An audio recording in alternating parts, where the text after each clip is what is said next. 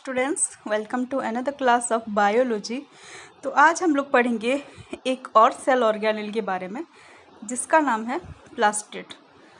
तो प्लास्टिड का एक स्पेशल फीचर है कि प्लास्टिड सिर्फ और सिर्फ प्लांट सेल में ही देखने को मिलता है। अगर आप एनिमल सेल में प्लास्टिड को ढूंढोगे तो ये आपको नहीं मिलेगा। उसका रीज़न ये है कि प्लास्टिड का कोई रिक्वायरमेंट नहीं होता एनिमल सेल में। तो आगे हम लोग जानेंगे इसका स्ट्रक्चर और फंक्शन।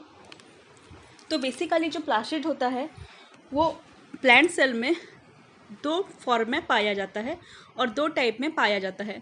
अगर आप बोलोगे कि मुझे प्लांट सेल में प्लास्टिड देखना है तो उसमें ऐसे कुछ डायरेक्टली प्लास्टिड नाम का कुछ नहीं होगा।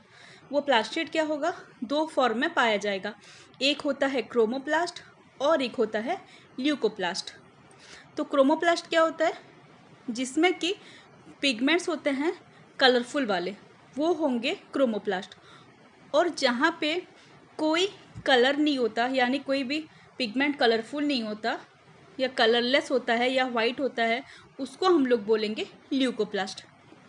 तो अभी आप लोग पिक्चर में देख पा रहे हो, वहाँ पे लेफ्ट हैंड साइड में नीचे की तरफ लिखा है ल्यूकोप्लास्ट एंड साइड में राइट साइड में मिडिल की तरफ लिखा है क्लोरोप्लास्ट। तो अब हम लोग बात करेंगे कि ये क्लोरोप्लास्ट होता क्या है और उसके स्ट्रक्चर के बारे में भी जानेंगे। तो क्रोमोप्लास्ट, जिसमें कि ग्रीन कलर का क्लोरोफिल पिगमेंट्स पाया जाता है, उसको हम लोग बोलेंगे क्लोरोप्लास्ट, जो कि प्लास्टिड का ही एक टाइप होता है। तो including the green pigments of chlorophyll, chloroplast में और भी रेड और येलो कलर के पिगमेंट्स भी पाए जाते हैं।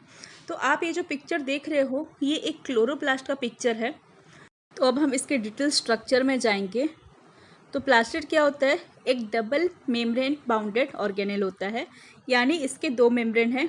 एक होता है आउटर मेम्ब्रेन और एक होता है इनर मेम्ब्रेन। अब जैसे मैंने आपको माइटोकॉन्ड्रिया पढ़ाते टाइम बोला था कि माइटोकॉन्ड्रिया में क्या होता है, उसके अपने डीएनए और अपने राइबोसोम रहते हैं।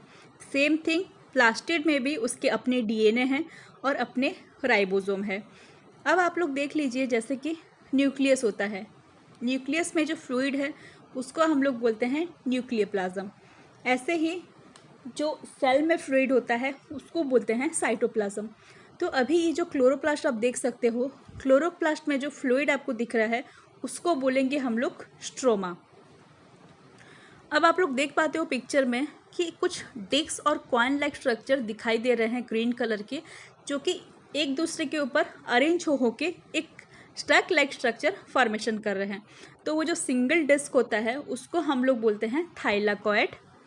अब ये जो थाइलाकॉइड्स एक दूसरे के ऊपर ऐसे अरेंज होके एक स्टैक फॉर्मेशन कर रहे हैं, उस टोटल स्टैक को हम लोग बोलेंगे ग्रैनम। और इस तरीके से मल्टीपल नंबर ऑफ ग्रैनम क्या है, प्रेजेंट है हमारे इस क्लोरोप्लास्ट के अंदर। तो सिंगुलर हो गया ग्रैनम और प्लूरल हो गया ग्रेना। अब जो ग्रीन पिगमेंट होते हैं जिसको हम लोग बोलेंगे क्लोरोफिल, वो क्या होता है, जो थाइलाकॉइड्स रहते हैं उसके मेम्ब्रेन के ऊपर वो लोग अरेंज होके रहते हैं। आप लोग पिक्चर में देख पा रहे हो, ये जो पिक्चर है ये क्लोरोफिल का पिक्चर है, जो कि ग्रीन कलर का पिगमेंट होता है और प्रेजेंट रहता है above the thylakoid.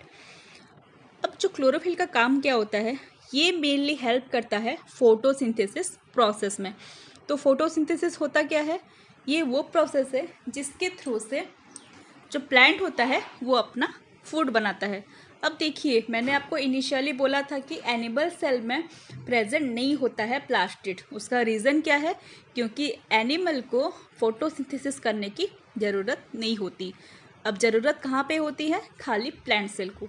That's why plant cell में फोटोसिंथेसिस करने के लिए प्लास्टिड और क्लोरोफिल की ज़रूरत होती है। अब ये क्लोरोफिल काम कैसे करता है वो हम लोग इस डायग्राम से समझेंगे।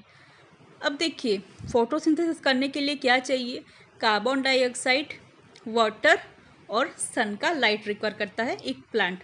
तो कार्बन डाइऑक्साइड को कहाँ से मिलेगा, लीव्स के द्वारा, मतलब with the help of leaves air से ट्री एब्जॉर्व करेगा कार्बन डाइऑक्साइड को। उसके बाद जो वाटर होगा वो कहाँ से मिलेगा, प्लांट अपने रूट्स। अब जो सन का लाइट होता है उसको क्या करेगा, क्लोरोफिल अपने अंदर एब्जॉर्व कर लेता है और क्लोरोफिल क्या करेगा, उस लाइट एनर्जी को कन्वर्ट करेगा केमिकल एनर्जी में। और जैसे ही केमिकल एनर्जी में कन्वर्ट होगा लाइट एनर्जी और जो सन का रेज होता है, तो वहाँ पे कार्बन डाइऑक्साइड और जो वाटर का मॉलिक्यूल होता है वो लोग कंबाइन हो जाते हैं। और कंबाइन होने के बाद वो लोग फॉर्मेशन करेंगे food for the plant, that is sugar का मॉलिक्यूल होता है। और उसके साथ प्लांट क्या करेगा, ऑक्सीजन को रिलीज करेगा। तो प्लांट ने क्या किया, कार्बन डाइऑक्साइड को एक्सेप्ट किया और उसने through the lips again oxygen को अपने बॉडी से बाहर कर दिया। तो ये हो गया द प्रोसेस ऑफ फोटोसिंथेसिस। अब इसको हम लोग एक केमिकल रिएक्शन के तरह देखेंगे और जानेंगे कि प्रोसेस में होता क्या है। अब आप लोग ये एक इक्वेशन देख पा रहे हैं जहाँ पे ऊपर लिखा है फोटोसिंथेसिस।